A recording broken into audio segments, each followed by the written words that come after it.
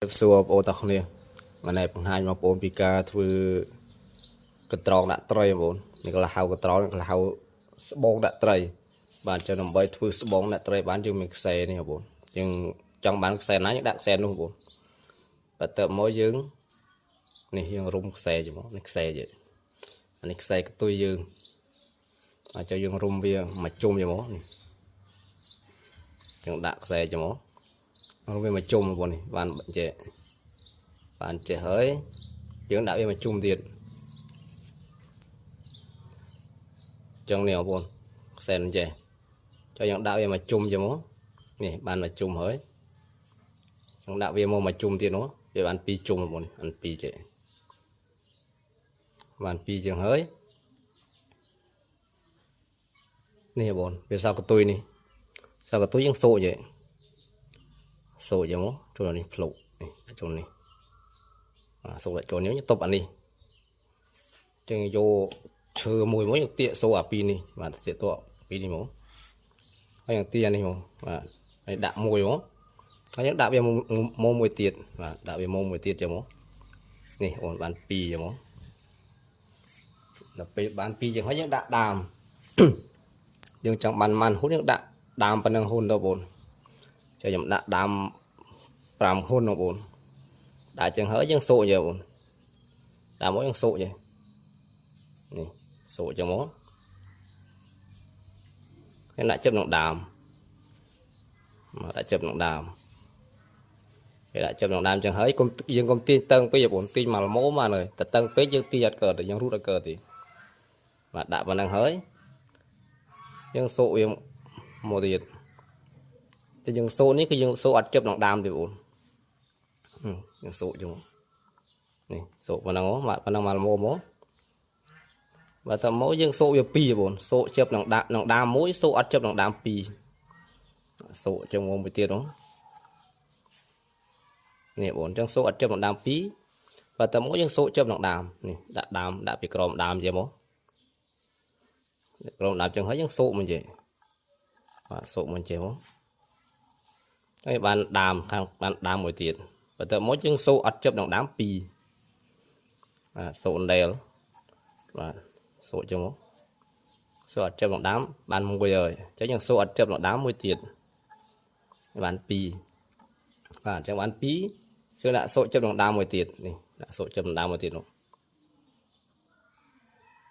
សូកវាដែលទេបើអាក្លៃខាងលើនេះសូកវាដែល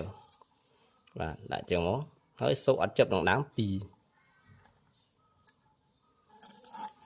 ចាអានេះមួយអត់ជិបនឹងដើមទេតែមកសូកអានេះមួយទៀតមកអត់ជិបនឹងដើមដូចគ្នាជួយបាន3កន្លាបងបាន3កន្លាហើយចុះយើងចង់បានប៉ុន្មានកន្លាយើងដាក់តាមនឹងទៅបងចុះខ្ញុំយក9ទេបងនៅពេលគ្រប់9ចឹងហើយ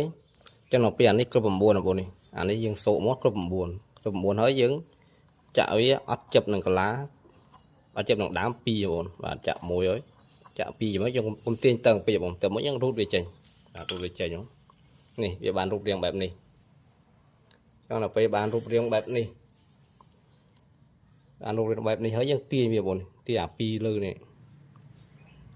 យើងទាញមួយមកទាញវាដើម្បីវារូតបងនេះបងទាញមកវារូតឲ្យមួយនេះបងរូតខ្លីទាញមកទៀតមកនេះរូតមកទៀតហើយបាទទាញកើបចឹងមកដល់ពេលវារូតដល់កើបចឹងហើយនេះយើងទាញអាខ្សែនេះមួយទៀតនេះទាញអាខ្សែនេះអាខ្សែចុងក្រោយរបស់យើងនេះទាញវាមកនេះបងទាញវារូតហើយនេះបងបានស្អាតនេះទាញតឹងមកនេះតឹងហើយយើងចងវាមកជុំ2ជុំមកនេះចងវាមកជុំមកដាក់មកជុំទៀតមកបាទប៉ុណ្ណឹងមកហើយយើងដាក់វាក្នុងដេកគោលយើងមានខ្សែដាក់ខ្សែបងចឹងអានេះដាក់ដេកគោលដោះអសនសិនចឹងខ្ញុំចងអានេះសិនចឹងយើងសូកវាបែបនេះបងនេះដាក់ចាំមកយើងសូកវាច្រឡោះនេះដូចស្នាញ់ដែរបងអាកន្លែងដូចស្នាញ់ដូចអាមុខតំណស្នាញ់ដែរបាទចឹងហើយយើងទាញមួយស្មើគ្នាមកបាទចឹងមកស្មើអញ្ចឹងហើយ យើងចូលខ្សែទៅមួយខាងយើងសូកដូចស្នាញ់ដែរ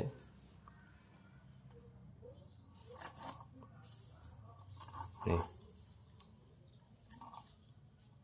មួយយើងទាញវាមកនេះបាទចឹងបន្ទាប់មកខ្ញុំដើររោខ្សែបងរោខ្សែមកដាក់សូកក្នុងនេះសិន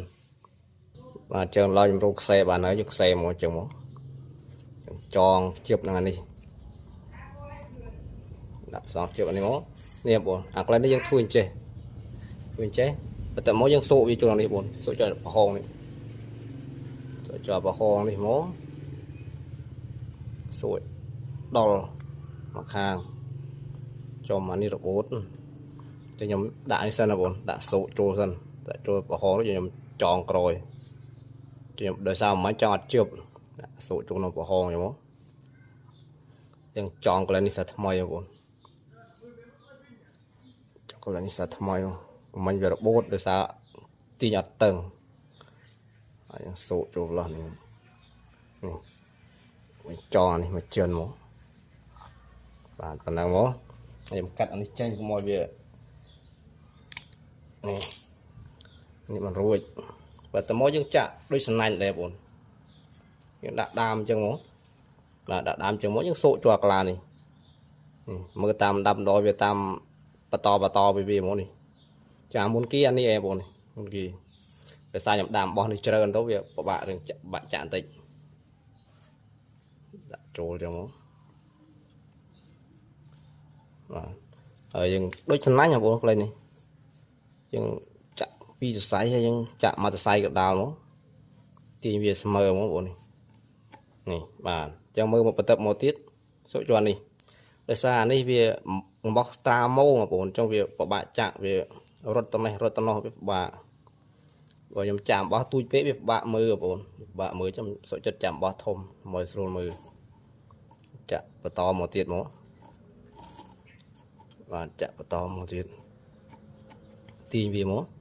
ហើយយើងមើលវាដល់នេះបងវាបន្តគ្នាมันខុសពីស្នាញ់ទេបង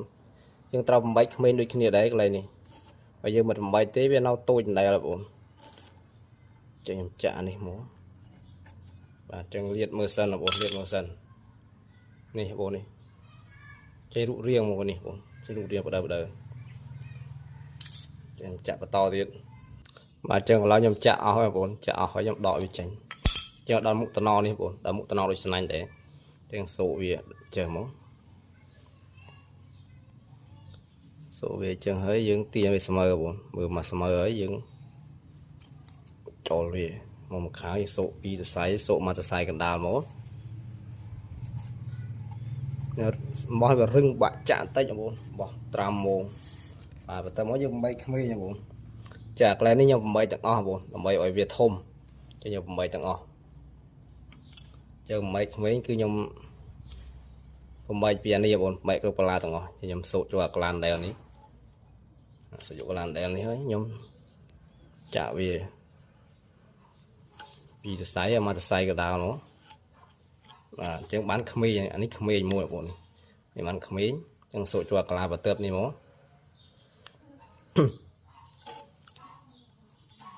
ដល់ឡាបន្ទាប់នេះហើយយើងសូកចូលកន្លានដែលទៀតបងនេះដើម្បីបានក្មេងចូលកន្លានដែលទៀតចឹងអាជុំនេះគឺខ្ញុំបំបែកទាំងអស់បងនេះសូកចូលនេះមកសូកចូលអានេះបន្តទៀតបងបាទសូកចូលកន្លានដែលដើម្បីបានក្មេង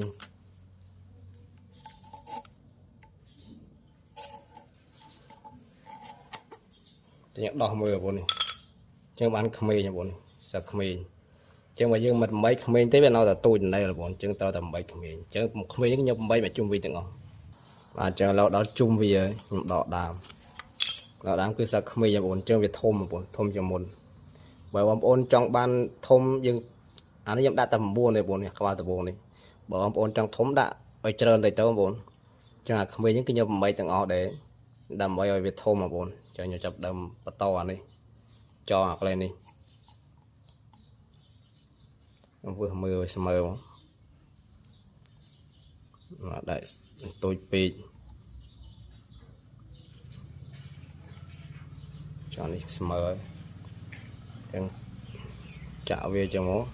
em là sao em sụt tập lọc mà với nhau cho em sụt anh tập lọc mà với nhau mấy bạn này hiểu với việc rừng cái dùng vật công mà khai bàn em chặt tập lọc một vị mà cho nó về bàn chừng hơi chặt và to một tiền đúng chặt và to một tiền trong sụt không mê nhau đau không mấy sụt không mê ở đau không mấy nhưng sụt thầm đa buồn sụt thầm đa cho một tiền một anh ấy có đôi nhiều đây trong bóng bồn trong ban cả la thống mà bồn chạ rồi cả la thôm đó bóng bồn trong rồi à cái lên việc bay thôm nhưng đại phải bay thôm mà bồn chạ và to một tiền đó và chân liệt mưa bồn này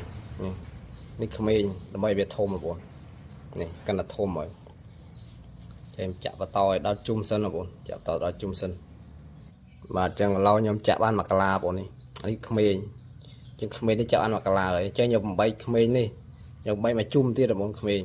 จังไอจุ่มตีมวยนี่ยำใบต่างออกกะลาไอจุ่มตีปียำใบมวยจะลองมวยยำใบมวยจะลองมวยนี่คือยำใบขมิ้นจั่วที่ระบนใบขมิ้นจั่วได้จอมจั่วเบียบาดจังอันนี้ขมิ้นอย่างโอนี่อันนี้ขมิ้นจังยำใบอะไรนี่ใบอะไรนี่สุกปลอนได้ลงไปบ้านขมิ้น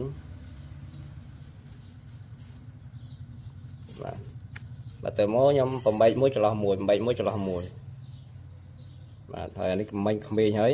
จั่วกลานี่คือยำอัดใบตียำจะลองโจจะเวียธรรมดาอัดบันใบตีบาดแต่หม้อจั่วกลานี่มันยำใบจังกลานี่เต้าใบจะบนนี่เป็นเต้าจั่วเป็นนี่ขมิ้นจะยำใบขมิ้นจั่วบนโซปีจะใส่มาใส่กันดาวเลยขมิ้นมั้งไอโซปลอนได้แล้วใบบันขมิ้นโซปลอนได้เลยใบบันขมิ้นโซจั่วนี่มั้งอันนี้คือยังจัดธรรมดาแต่โมโซอันนี้ใบขมิ้น